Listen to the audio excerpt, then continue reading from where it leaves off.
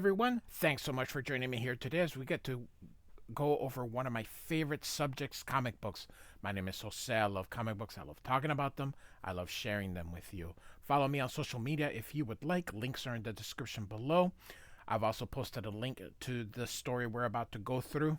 So you can look at plot synopsis and the characters that are in here. So I have two copies of this story. I have the original 4-issue limited series. I have three. I have the original trade paperback of this, and I also have this one. My daughter works at a used bookstore.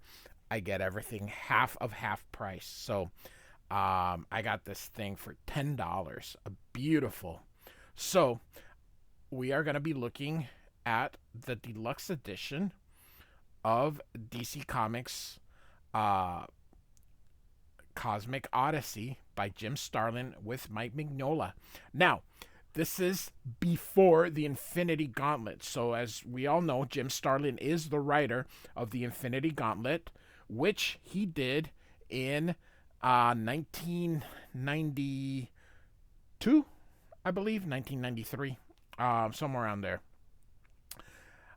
This is from 1988. So this is Jim Starlin had about a 5-year run at DC in the mid 80s, and he had taken over Batman. He did the where Robin was killed, where he's the one that killed Robin, Death in the Family. He had done Batman the Cult with Bernie Wrightson. He actually did The Weird, which is a JLA story, also with Bernie Wrightson. He did quite a few issues of Batman. He did like a 3-year run on Batman. So, but he's always done cosmic stuff really well. So, this is of course the cover to issue 1 here. Mike Mignola was evolving in his style. This is the style right before he developed his current one. So I do like this version of Mignola. So, all right, here we go.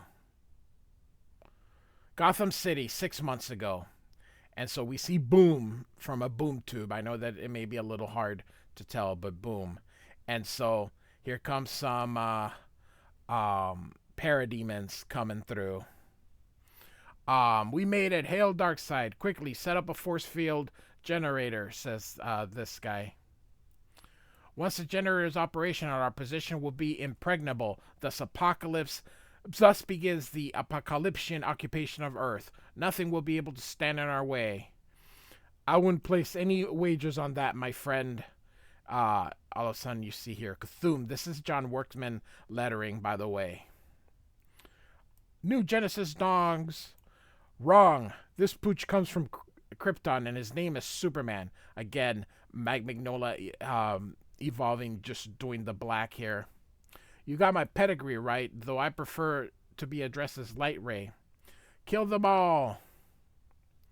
So, it's going to take more than you've got to pull off that stunt, pal. Darkseid must be losing his touch. Imagine him sending such pitiful dog soldiers for an important assignment with this as they dispatch.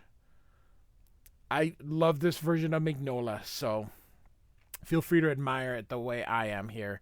Here's this wonderful panels here. So I guess the man didn't expect to run into such tough opposition, and he wouldn't have if you hadn't warned me of this invasion, says Superman here. Always glad to lend a helping hand, Superman. It's in New Genesis' interest to see that Apocalypse doesn't gain new territories for its dark empire.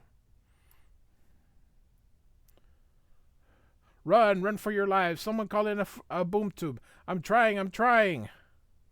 And so Superman punches this guy. Let me help you along. Run. All right. That should put the brakes on Darkseid's planet acquiring ambitions for a while. Let's hope so. And let's also hope Batman doesn't take exception to my invading his jurisdiction. And so Light Ray says, I would have contacted him if I knew how. Besides, this task appeared to be more than a normal human could handle. And Superman says, who told you Batman was a normal human? He's so right. But Light Ray says, but the intelligence reports I've read. And Superman says, never mind. I'll introduce you to the man someday. You'll see. He sounds like an interesting mortal. Believe me, he is, says Superman. And then we see that one of the parademons was left behind. And he says, Darkseid.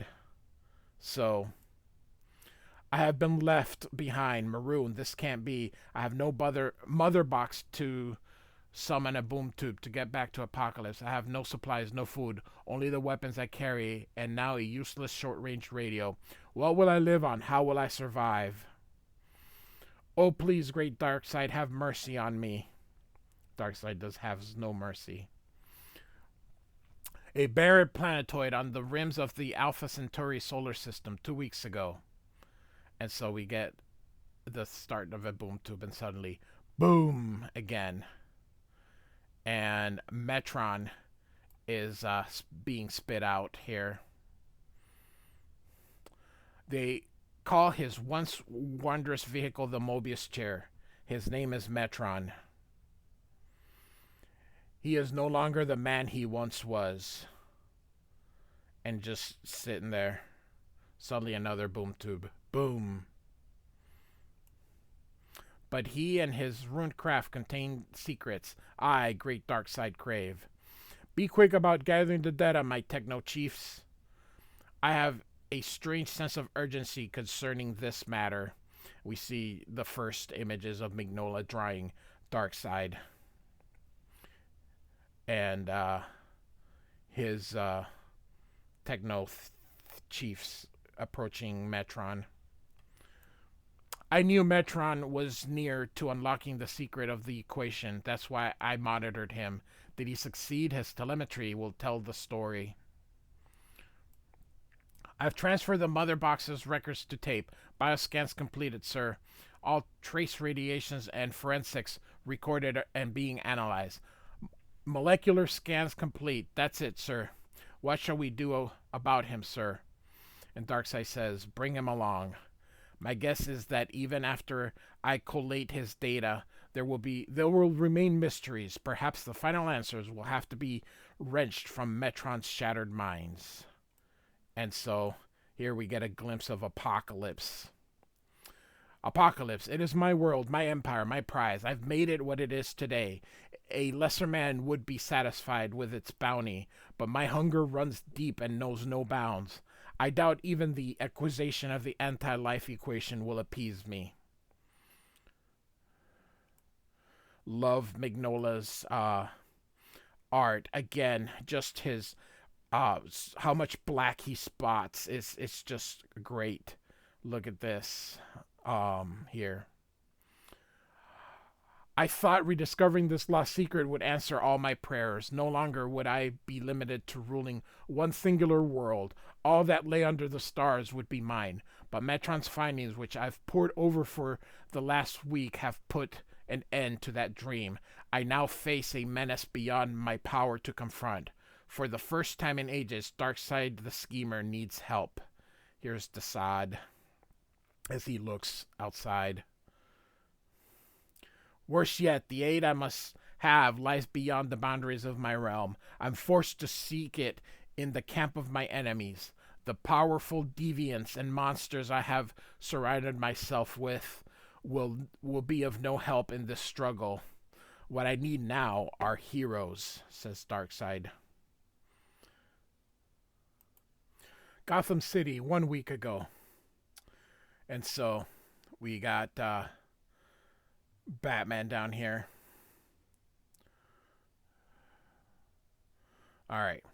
I picked up on the call over the police band. I found Commissioner Gordon on the scene when I arrived. So it looks like I haven't read this in forever. I'm reading it for the first time with you because Um, Man, I've been so busy, and I get things and I don't always look at them as I haven't read this in years. So you'll have to forgive me because when I got it again, I just kind of glanced through it, but I just spent so much time in looking at Mignola's art. I just didn't quite uh read it. Um, I know kind of what happens here and there, but I just haven't taken the time to read it. Probably, goodness gracious, I probably haven't read this story in 30 years, so you'll just have to forgive me. So it is written in, it looks like, in just first point perspective by some of the cast. So Commissioner Gordon says when Officer Bester then returned at the end of his shift, we sent out an APB. That means all points bulletins for some of you. We found his hat a few feet from the abandoned patrol car. Batman. They always call Batman even for menial things. This poor man, like he has nothing better to do. Joe Bester is the 10th person to vanish in this area over the last 6 months. There have probably been more disappearances that have gone unreported. This neighborhood has a heavy transient population. But why is this happening only in this area? And Batman says, I'll learn the answer to that when I find who's responsible. How are you planning to do that? Asks the commissioner. And Batman says, the hard way. Trap needs bait. So Batman is undercover here. I always hate playing the part of the bait, he says. The streets are deserted. Guess the word's gotten around. Stay out of this section of town if you want to remain among the living.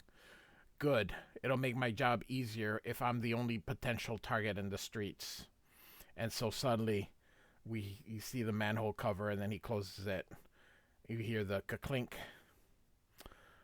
And Batman says, manhole, of course, no wonder the police have no leads on these abductions. The disappearances aren't occurring on the streets. It's all happening below the streets. But whose game is this? Croc? He means Killer Croc. No, he's still in lockup. Thought the rat catcher was in there with him. Guess there's only one way to find out, and Batman is going to go down. Ready or not, here I come. Great. Look at this. Just Mignola is just absolutely amazing. So, nothing. Whoever or whatever was here has beat a hasty retreat. Fortunate, no one passes through an area without leaving their mark.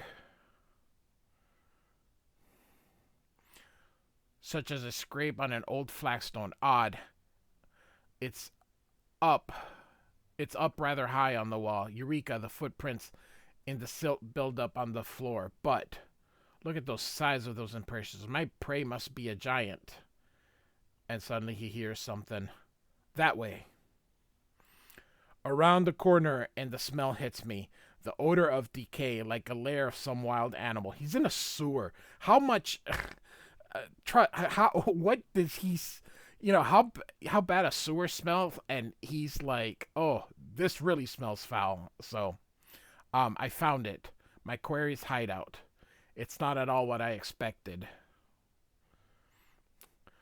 The jury-rigged chair confirms my suspicion about my adversary's size. The radio set gives me a new perspective of my unknown foe. It's most definitely extraterrestrial by design. But if I find nothing to account for that putrid smell that permeates the surroundings, again, he's in a sewer. Oh my God, says Batman here. And then we can see this. It's a meat locker. There's Joe Bester and two other poor souls who happen to be in the wrong spot at the wrong time. Great. Use Batman, just the teeth and the eyes. Absolutely amazing. Victims of fate and an alien appetite. I feel my stomach begin to go, and I have to rush from that chamber of horror. Now I know who I face, a cannibalistic alien. This thing will not be allowed to continue its vile ways, thinks Batman. Again, he's in a sewer. All right. And he hears something, and so Batman sees the footsteps. The monster is enormous, the stuff of nightmares. I tell myself to stay out of sight. and return later with backup. It's the only sensible thing to do. But then my mind's eye flashes on those bodies hanging from hook like sides of beef. Again, he's on a sewer. Real quick, I love this panel. It is one of my favorites. Just Batman here with the alien above it. It is absolutely a great piece. So Mignola is just really discovering himself, and when he develops that newer, more boxy style, man oh man. So I'm ripping into him even before he realizes I've made the decision. He's amazingly quick for something so large as he catches on Batman here. Stronger than he looks also. Throws him, hurting Batman. And then he's about to jump on him. Batman kicks him. Batman kicks him again. And again. And the alien hits back, knocking Batman down. In order to survive in my line of work, you've got to know when you're beaten. What you do when you're then is to change your tactics. I normally don't like using weapons, especially firearms, but I'm flexible, able to adapt to the situation. He aims the weapon at him and says, "Drop it." I guess I'll never know if he understood English or not, but he rushes at Batman, and Batman, of course, has to fire the weapon, and unfortunately ends up killing him. Darkseid. And then Batman says, "Darkseid, a single last word that speaks volumes. I head off to call Gordon for cleanup." Are you going to clean up in the sewers? Goodness gracious. All right. Of course, it doesn't work out that way. "And I tell you, that's where I left the alien's body." "Then where'd it go?" says Gordon. "Well, it certainly didn't get up and walk off, not with a gaping chest wound it had."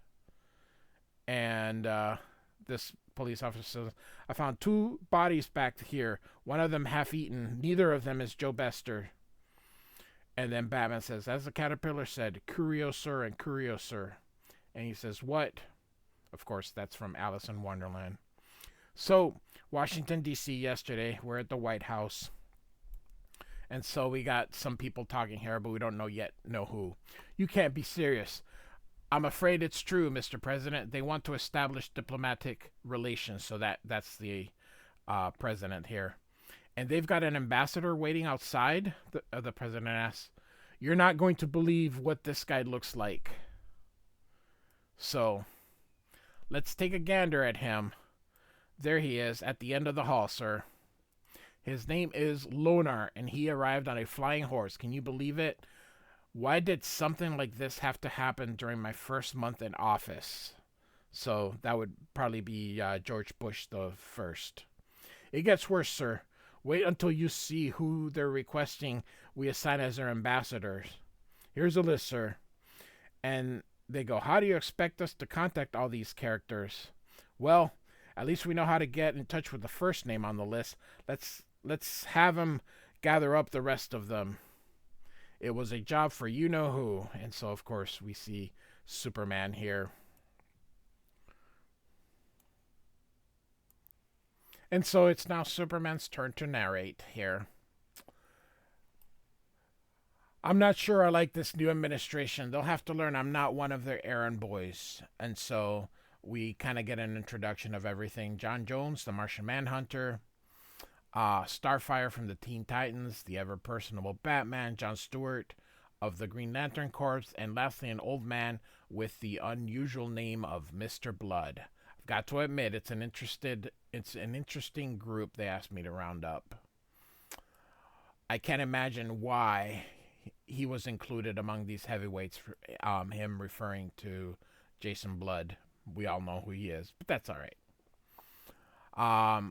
And keep in mind that this is after Crisis, so the DC Universe kind of restarted. And so this guy says, "I'd like to introduce everyone to the ambassador from New Genesis. This is Mr. Lonar." He says, "Greetings. Kind of looks like Thor here. I'd like to know why you specifically requested us six, Lonar. None of us are diplomats. And so he's about to press the mother box and says, Hi, Father, will explain everything, Superman, if you'll follow me. And of course, you get the boom from the boom tube.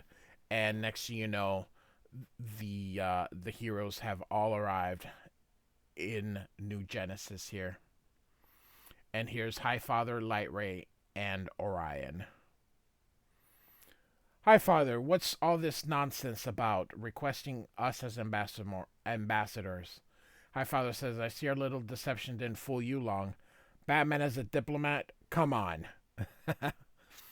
So, High Father says, we needed to gather the six of you as quickly as possible, but you and some of your friends have secret identities that this seemed the easiest way to overcome that obstacle.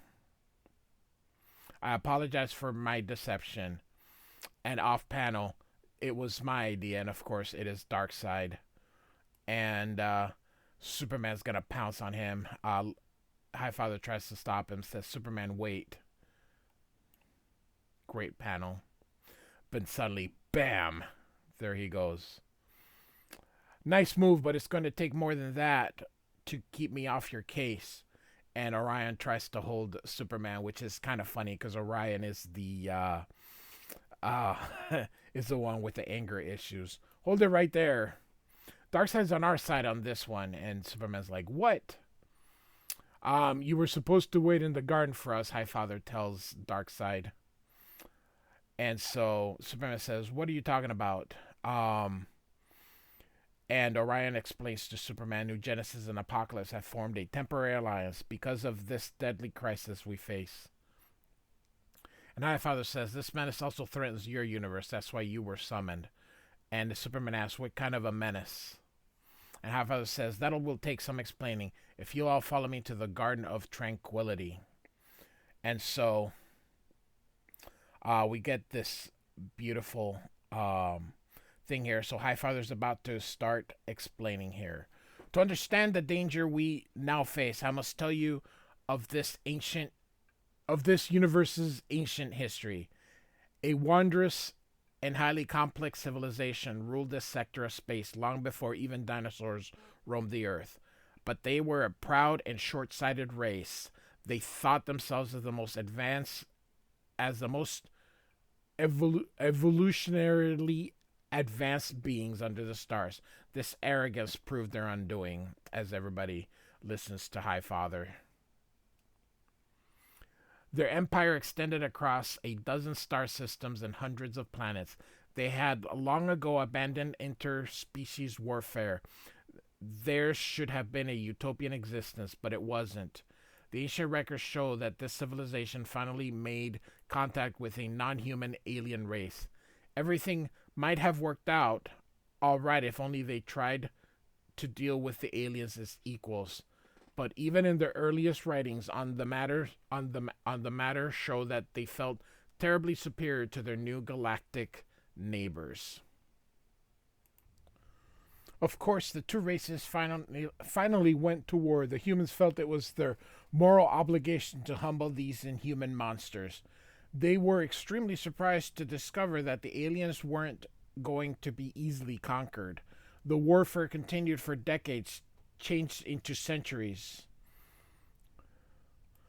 All of this once great society's resources were turned into the problem of alien eradication. The new weapons systems were produced regularly, and they were always countered by new alien discoveries. One day, a group of scientists stumbled upon what they thought was an answer. It was heralded as the breakthrough that would put an end to the war. They called their discovery the anti-life equation, which is what Darkseid has been always constantly searching. It took them nearly a century to perfect the technology needed to properly utilize the equation, then decades more to construct a weapon that could focus the anti-life's power. I don't really, all this time we just hear the anti-life equation, but I don't even know what the heck it is. Feel free to check out, like I said, the DC link. I'm quite sure it's got an explanation to the anti-life equation in there. In a nutshell, the anti-life equation is a transcendent mathematical formula that is supposed to allow the ones who knew how to use it to basically dominate the will of another. That's it, and that's been Darkseid's goal. So the anti-life cannon nearly bankrupted this once proud society, taking far longer than expected to complete. The plan was to blanket the invader solar system to slay all aliens in a 200 light year kill range. Yes, there were some among this race who saw this galactic genocide for what it really was. We found the transcript of their species. But apparently, this race's chauvinistic pride blinded them to the immorality of their plans.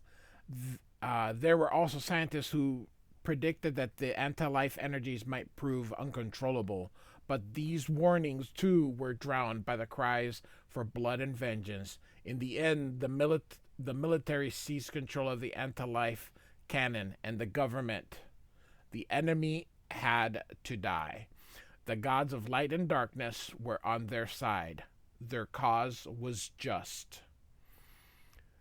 I'm sure that when the Empire's president squeezed that cramped little control room, he felt he was doing the right thing. When he pushed the button, he would be ridding the universe of a bunch of godless aliens. The heavens would be a better place without them. And so here he presses the button. I doubt he knew what hit him as their planet blows up. Recent records were unearthed show that the Empire's capital planet was instantly ripped asunder. The naysayers had been correct. The anti-life's energies could not be harnessed by mere mortals. And so, nor would the Dark Force be satisfied with one meager planet. Its appetites were galactic. The released anti-life energies reached out to the sun. And so, and consumed it. Yet even that wasn't enough to sate its black hunger. Hundreds of star systems fell victims to the ebony energies as it madly dashed through the ether. It appeared that the end of the universe was at hand. But then the unexpected and unexplainable occurred. Just when it looked like nothing would be able to stop this cosmic juggernaut, it turned back upon itself, advancing and retreating in a mad astral dance of self-destruction. A 200 square light year of space was reduced to cosmic dust when the anti-life energies imploded, ending its brief yet indescribably destructive existence in our universe. But even amidst such all-encompassing tragedies, there are miracles.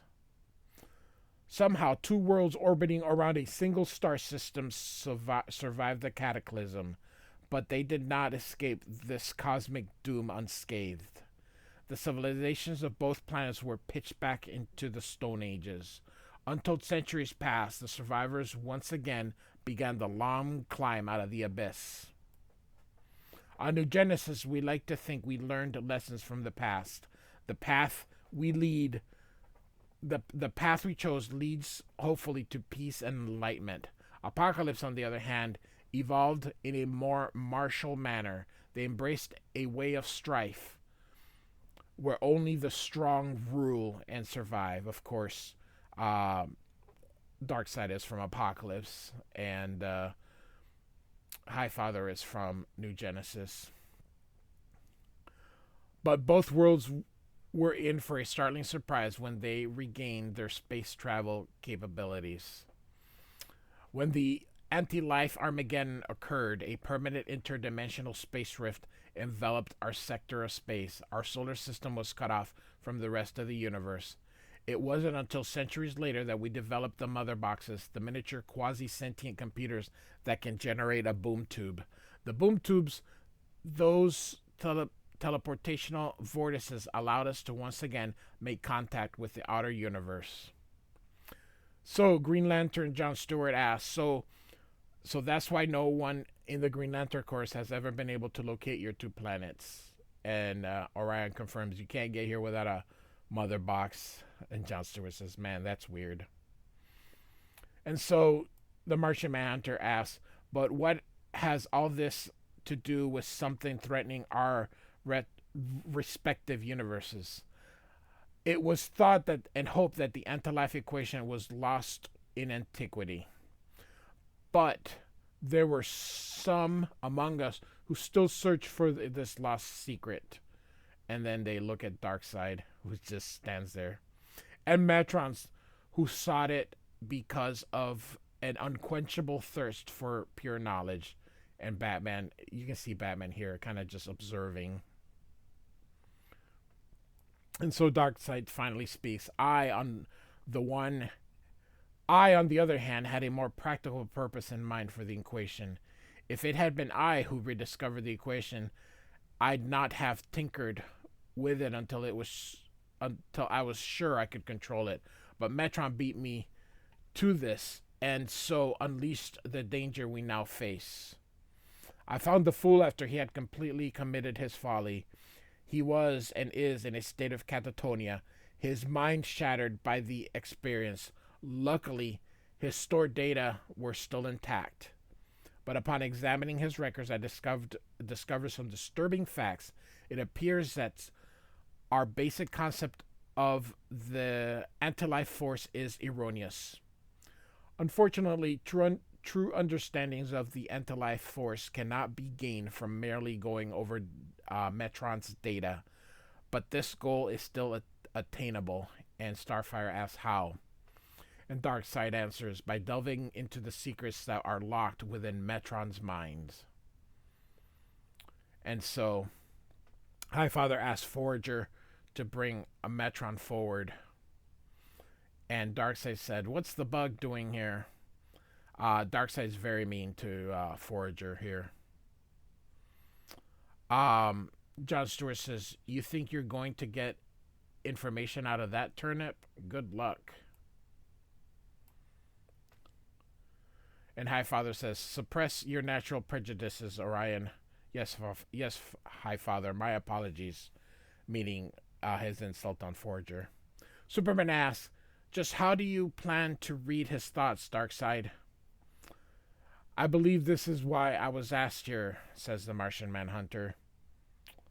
And Darkseid says, "We must find out exactly what happened when Metron encountered the anti-life force telepath."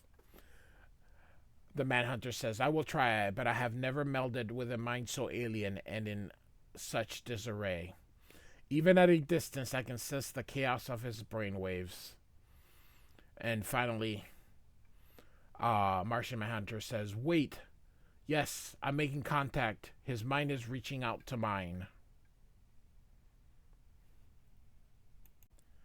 His mind is in great pain and anguish.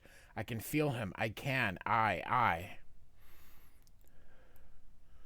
And so, as I said, everything is done in first person here. So I am Metron, and I ride the astral winds in my Mobius chair, seeking knowledge.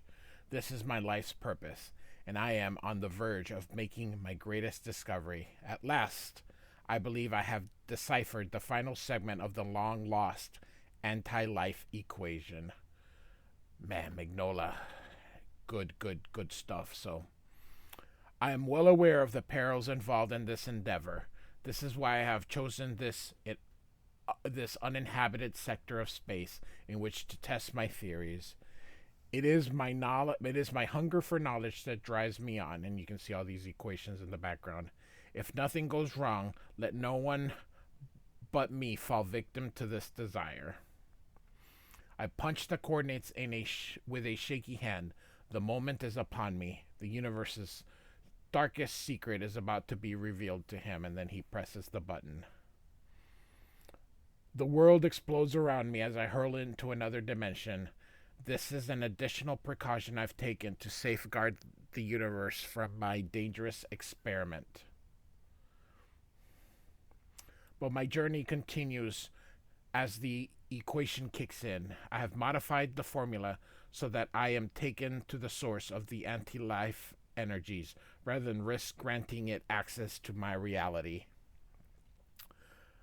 I wonder how the script was, or if he just said draw some weird shit, because that this looks so hard to describe. Like, I would just on the script, I would probably just say draw something weird.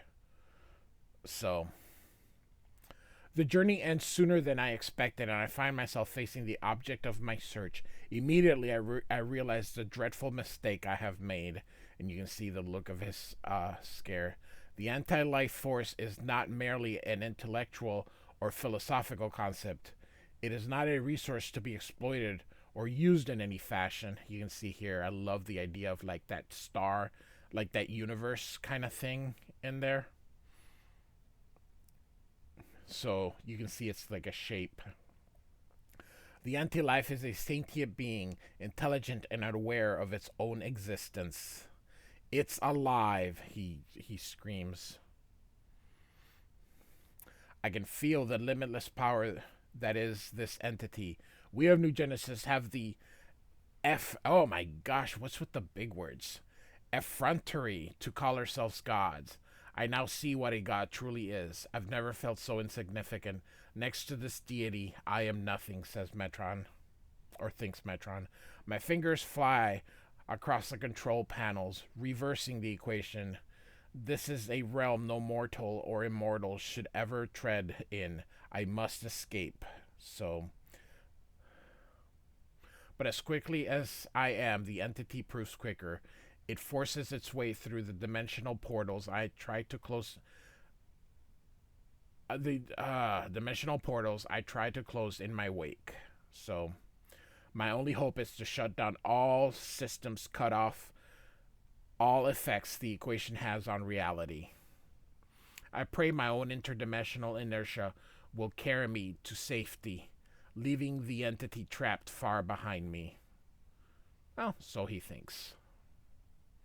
I succeed in a limited fashion. The main embodiment of an entity is snared in a dimensional layer, but the monster casts 4 aspects of itself to follow me back to my universe. Great image here. Spinning powerless as I am through the voids of reality, there is no way to elude them. By the way, this thing should be up here because you want to read here, here, and then here. So, my reentry into familiar reality is a jarring experience. I realize my mind has been terribly damaged by this experience. The aspect speed of some unknown mission of their own. Somehow I managed to punch a few last commands and some coordinates into my mother box. And then of course we get the boom. I'm vaguely aware of crashing in a deserted planetoid, but everything begins to I. So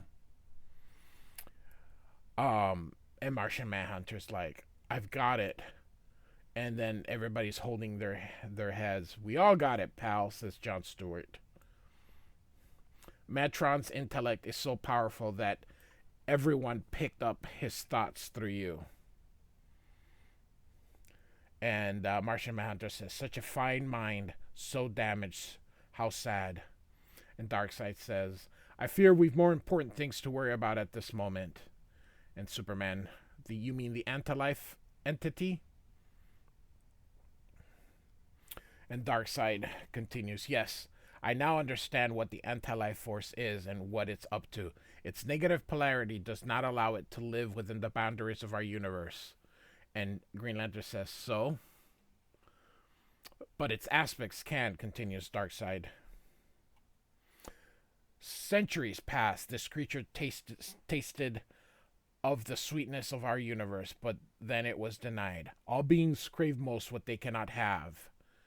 And so, defiantly, Darkseid continues, the entity has had a millennium to stew in hunger for the prize it sampled and lost. It will not let this opportunity slip through its inhuman grasp. So Superman walks along Darkseid. I think you might be merely seeing a reflection of your own ambitions in this being's motives. Not so, says Darkseid. The data will back my theory. I'll show you. Is it data or data? In Star Trek, they call them data, but some people say data. I don't think there's a wrong way. In Spanish, it's very cool because all vowels have the long side, so all vowels have one sound. But in English, I don't know. I transferred all Metron's collected readings into Highfather's computer before your arrival. It came up with some very disturbing conclusions, which I now share with you. I love Mignola's pencils. Just amazing. We're doing this just mostly because of how great. I like Jim Starlin. I love his Infinity Gauntlet. Most people do.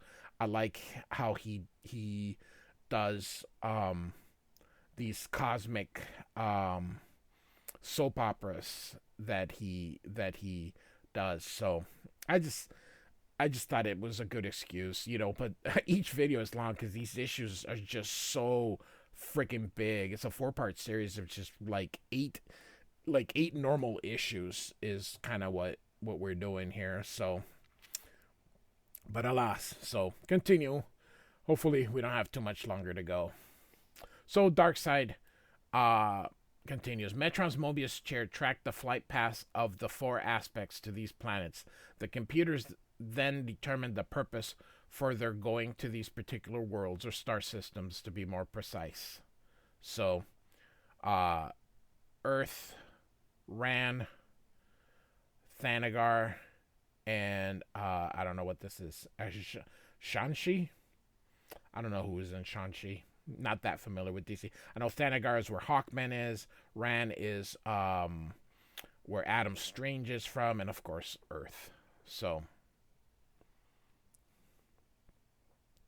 all right. So Green Lantern says, "Okay, I give up.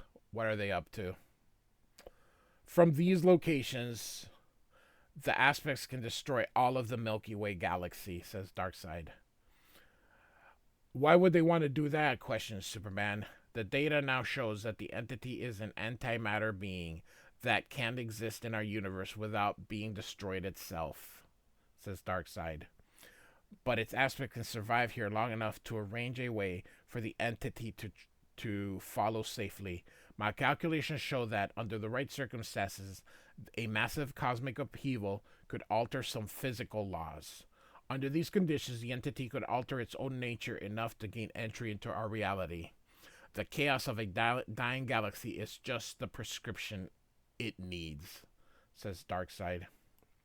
And so, here comes Batman. I love the fact that Batman is in this. It's just because it's so. Batman is kind of like Daredevil. Like, can you imagine putting Daredevil or the Punisher into some kind of cosmic thing with like the Silver Surfer or Captain Marvel? I mean, it just so I love the idea of having Batman here. So he says it all sounds rather far fetched, and Darkseid says this matter concerns sciences. I cannot expect creatures of your intellect to understand, says Darkseid. All right, Martian Manhunter then asks, how are these assholes planning to kill our galaxy? And Darkseid says, gravity is the glue that holds all things together, even galaxies. The Milky Way is precariously balanced jewel, millions of stars intertwined and interdependent on each other. These 4 systems on the screen, says Darkseid. Knock any 2 of them and the Milky Way will collapse in on itself. And so everybody's like, what the? It's a good story. No, but it's just a good story. Absolutely impossible, but that's all right. It's comic books, but I love how they're all like with shock, and Batman's just looking like what? Everyone's shocked except Batman, who's just. It's that simple. Can that be true? What do you think, Soups? Says Green and Lantern. I don't know. This is all beyond me. And so Highfather says, I fear in this situation we must accept Darkseid's word. I've gone over his figures and they check out. And Green Lantern says, then let's get after these aspects and stop them. And Batman asks, the question is how? And Darkseid says, foreseeing this eventuality, I devised these weapons. They will disrupt the aspects' energy flows and take them captive. And Batman asks, or says, I suppose these pop guns involve scientists creatures like us just wouldn't understand. And so Darkseid says, exactly, so don't ask. I've also taken the liberty of formulating what teams will be heading for which planets. Any objections? And Highfather says no. Orion and Superman are best suited for dealings with the problems to be faced on Thanagar. And Orion says, sounds good to me. Lightray and Starfire will go to Ron. And Lightray says, I'm glad to be working with you. And Starfire's like, yeah, sure. All right. Batman and Forger will handle the aspect of Earth. And Orion says, looks like that team's a little short on the power department. And Batman says, we'll manage. And we finally get to John Jones, the Martian Manhunter, and John Stewart, Green Lantern, who will head for Zhanshi. You're familiar with this world, are you not? Asks Darkseid. And Green Lantern says, yep. And Highfather asks if there's any other questions. And Superman says 1,000,000 of them, but time's a-wasting. Very well, good luck with your mission. And they open up a boom tube. And all the heroes jump in. Great, great, great image by Mignola. Just absolutely beautiful. You can just see it becoming... you can just see the future of what Mike Mignola is going to be here. So we got everybody in Thanagar, or the heroes arriving to their places. Superman asks, where do we go from here? Lyra says, Mother Box will show us the way. In Zhanshi, and you say these people are cannibalistic race? And Green Lantern says, great, huh? And then on Earth, arriving in Gotham City. And Forger asks, where are you heading? And Batman says, to make a phone call. And Batman gets on a payphone. For those of you who are too young and need to know a payphone, in the days before cell phones, you would just put in a quarter and you can make a local call. So anyway, Batman calls and says, this is Batman. I've got a job for you. There's a man on this planet of New Genesis named Darkseid. I don't trust him. I'd like you to keep an eye on him. Can you handle that? Great. Be talking to you. And then Forger says, who was that? And Batman says, a friend. So right now we got something going on. So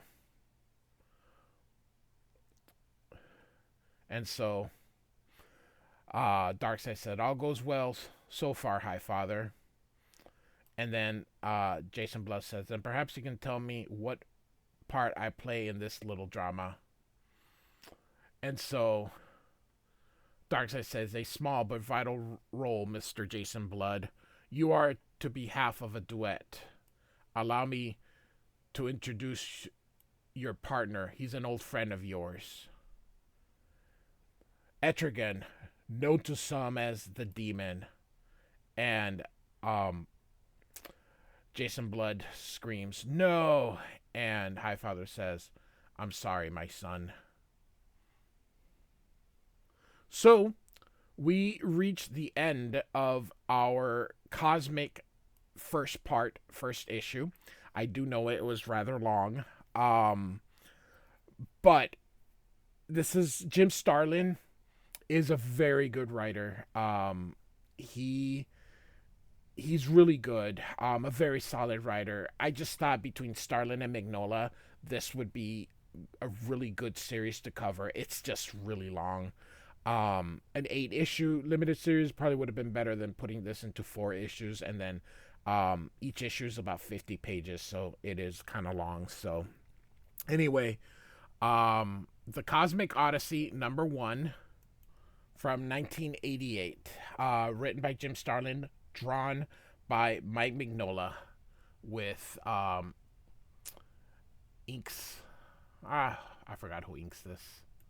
Carlos Garzon. So anyway, hope you enjoyed it. It is, like I said, it's jam packed, but to see Jack Kirby's creations of the new gods and a way to put in the demon, I'm sure Starlin is just having a ball.